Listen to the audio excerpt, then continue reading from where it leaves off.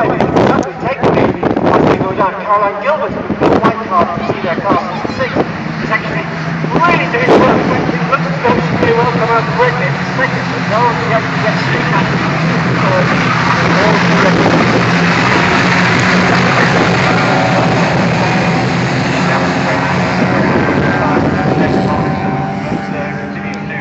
race with Ade Tuckley from the front two, who are still left now. They head towards Redgate Corner for the second time. Austin and David Hodgson still continue to hang on to the lead of the race.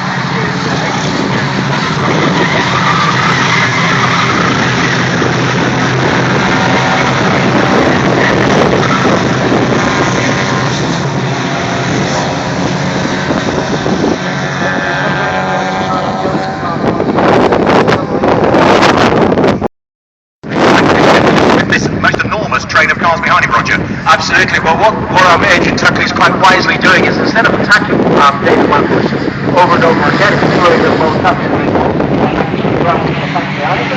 He's actually trying to work very well on David back up for so that what we want to see is exactly at the end of the race.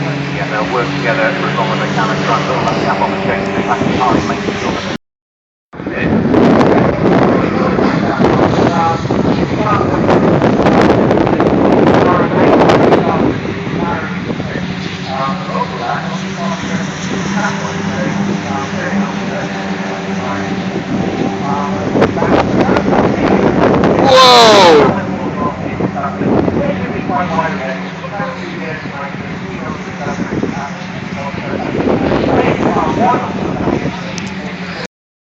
Well, I think considering his performance at Donington Park, I don't think it's too surprising if he does just that.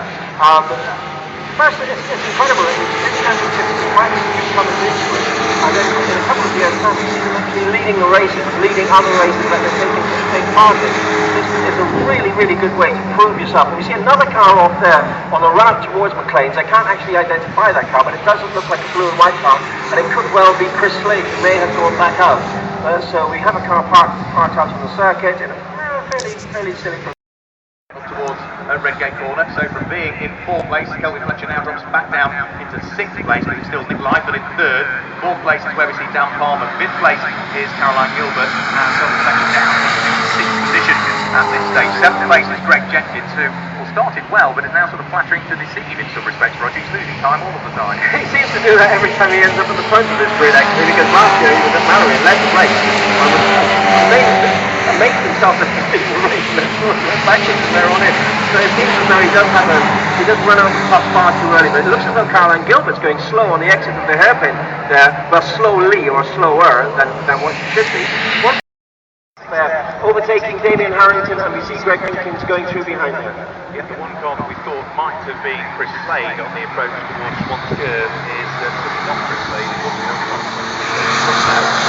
Yeah, I was just going to say it's like it's been David Butler.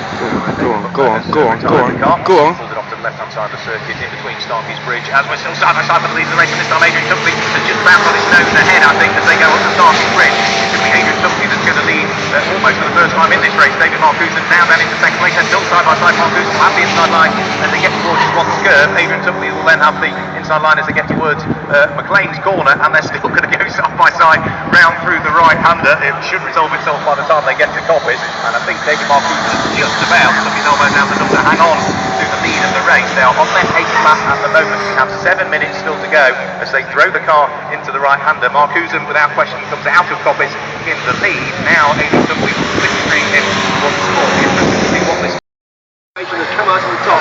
He is actually battling now for 3rd, so we wait to see whether Dan Palmer can hold him off. I know that Dan has flu at the moment and is not feeling at his best, so there's a good chance that maybe he may just run out of puff as well, but I don't know if he will. Look at that, fantastic battle. The great thing about Mighty Minis racing, as you've seen over the years, is that it doesn't matter where you put what your ability is or what your car prep is, wherever you are on the grid you're going to have a battle, and that's what we see going on here this afternoon. Definitely leading that pack of 3 cars as they go up now. That's Kelvin Fletcher from Dan Palmer, from Nick Lively, and Greg Jenkins, who was further up the grid earlier on, and we see him still hanging in there, but he must have missed a gear or made a mistake somewhere along the line. Yeah, he's still inside the top 6 at the moment here. They're going to break side by side up towards Redgate, and I think Dan Palmer, is he going to squeeze his way around the outside? Yes, he does. Great move by Dan Palmer. He's now up into third place. Kelvin Fletcher down into fourth position. Certainly Clive's there in fifth place, and all of a sudden, Greg Jenkins, who seems to be struggling, has come back alive. Yeah.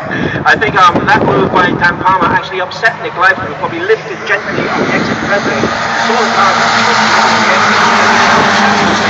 Greg Jenkins come back into play and steal it away from him. Ade Tuckley going quite slowly. The father of Ade Tuckley going quite slowly in car 56. Greg Jenkins has certainly come alive because he's now on the up towards McLean's corner. They go. Kelvin Fletcher has a couple of the inside of Dan Palmer, and he's almost going to try and get it alongside this time as they head up towards Coppice corner. I think Kelvin Fletcher probably back into third place with Dan Palmer.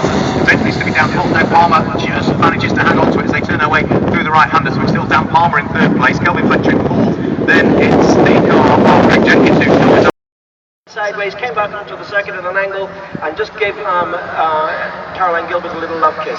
So, as they head down towards you now, you see Dan Palmer has managed to break away from Greg Jenkins. He's got the second breath of life now.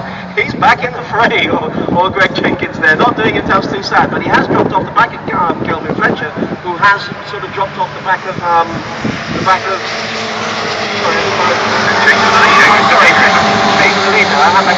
Yeah, somewhere down through the Grain of Curve, David Tuckley took the lead of the race. It looks as though David Marcuse is coming back, however, as they head up through Swan Skirt. They're going to be side by side through the right-hander once more.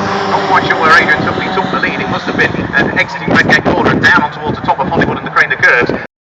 We've got 4 mini championships here today, and you can see exactly the same sort of racing going on. Nobody actually gets away and drives away and wins the race.